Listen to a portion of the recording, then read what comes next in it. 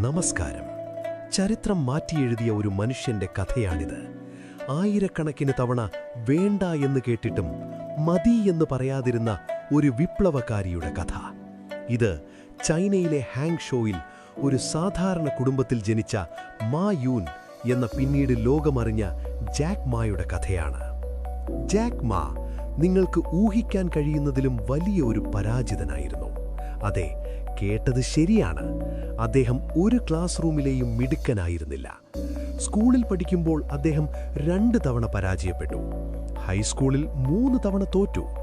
എന്തിനേറെ പറയുന്നു, കോളേജ് പ്രവേശന പരീക്ഷയിൽ പോലും 3 തവണ തോറ്റ ശേഷമാണ് അദ്ദേഹം ഒരു സാധാരണ അധ്യാപക കോളേജിൽ പ്രവേശനം നേടിയത്.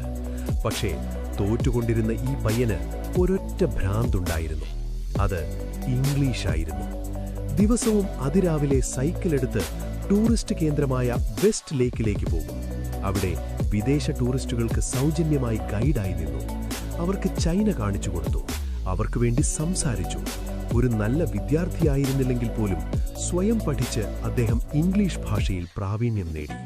തന്നെ പരിചയപ്പെട്ട ഒരു വിദേശ സുഹൃത്തിൽ നിന്നാണ് അദ്ദേഹം ജാക്ക് എന്ന ഓമന പേര് സ്വീകരിക്കുന്നത്. പക്ഷേ പഠനം കഴിഞ്ഞതോടെ ജീവിതത്തിലെ ഏറ്റവും വലിയ വെല്ലുവിളി അദ്ദേഹത്തെ കാത്തിരുന്നു. ഭാഗം 2. തിരസ്കരണങ്ങളുടെ താഴ്വര. വിവിധ ജോലികൾക്കായി അദ്ദേഹം അപേക്ഷിച്ചു. 30-ലധികം കമ്പനികൾ. എവിടെയും അദ്ദേഹത്തിന് വാതിൽ തുറന്നില്ല.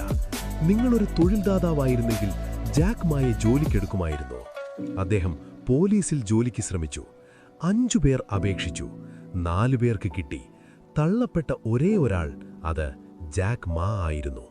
അദ്ദേഹം ഹാർവാർഡ് യൂണിവേഴ്സിറ്റിയിൽ പ്രവേശനം നേടാൻ ശ്രമിച്ചു. 10 തവണ അപേക്ഷിച്ചു. 10 തവണയും തള്ളപ്പെട്ടു. പക്ഷേ ഇതിലെല്ലാം വെച്ച് ഏറ്റവും വേദനാജനകമായ തിരസ്കരണമാണ് ഇനി പറയാൻ പോകുന്നത്.